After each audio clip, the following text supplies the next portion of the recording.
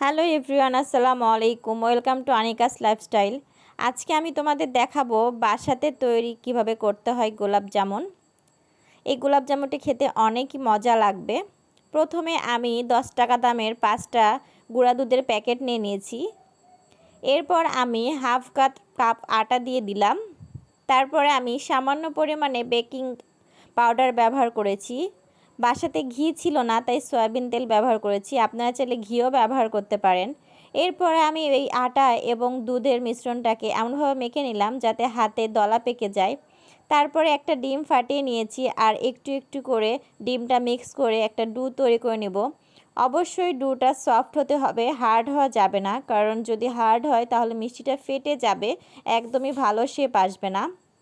তারপর আমি ডোটাকে কিছুক্ষণের জন্য রেস্টে রেখেছিলাম। এরপর আমি হাতে সামান্য পরিমাণ তেল ব্যবহার করে একটা একটা করে মিষ্টি তৈরি করে নিচ্ছিলাম। আমি মিষ্টিগুলো গোলাপ জামুনের শেপে করেছি, কারণ আমি মিষ্টিগুলো গোলাপ জামুনের মতো করে তৈরি করব। এরপরে আমি একটা কড়াইয়ে কিছু তেল ব্যবহার করে নিয়েছি এবং আঙুলে যত সহ্য হয় ততটুকু গরম করেছি। তারপরে একটা একটা করে মিষ্টি দিয়ে দিচ্ছি। অবশ্যই একটা একটা করে দিতে হবে, একসাথে অনেকগুলো মিষ্টি দিয়ে দিলে মিষ্টিটা ভেঙে যেতে পারে। আমার মিষ্টি সবগুলো দিয়ে দেওয়া কমপ্লিট। এরপরে আমি কিছুক্ষণ রেখে দিব যেন মিষ্টিগুলো আস্তে আস্তে উপরে ভেসে আসে। এখন আমার মিষ্টিগুলো খুব সুন্দরভাবে উপরে ভেসে উঠেছে। এরপরে আমি মিষ্টিগুলোকে একটা চামচ দিয়ে হালকা করে নাড়াচাড়া করে দিব। কখনোই আপনারা ছন্নি ব্যবহার করবেন না, কারণ ছন্নি ব্যবহার করলে মিষ্টিগুলো ভেঙে যেতে পারে। এভাবে রাউন্ড রাউন্ড করে মিষ্টিগুলো এদিক এপাশ ওপাশ করে নেবেন।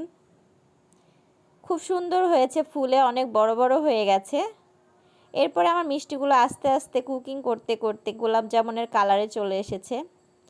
তো আমার গোলাপ জামুনের কালারিং চলে এসেছে, তাই আমার মিষ্টিটাও কুকিং করা হয়ে গেছে। এরপরে আমি একটা পাত্রে 2 কাপ পানি নিয়েছি এবং তাতে 1 কাপ চিনি দিলাম এবং চিনি আর পানিটাকে আমি মিশ্রণ করে শিরা তৈরি করে নিব।